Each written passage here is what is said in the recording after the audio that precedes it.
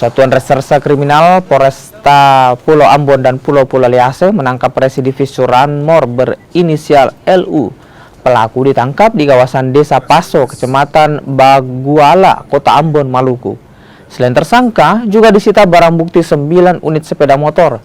Pelaku diketahui telah menjalankan aksinya di 11 lokasi di Kota Ambon. Sementara hasil curiannya dijual dengan harga bervariasi, mulai dari 1,5 juta hingga 3 juta rupiah. Atas perbuatannya, pelaku terancam hukuman 7 tahun penjara.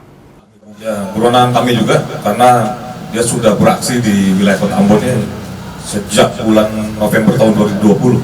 Jadi kurang lebih sudah 3 tahun dia melakukan aksi-aksi kejahatannya. Masih ada 2 kendaraan lagi masih kami cari. Berdasarkan pengakuannya bahwasannya dia sudah melakukan 11 kali kejahatan. Kami baru mendapatkan 9. Nanti kami akan kembangkan lagi.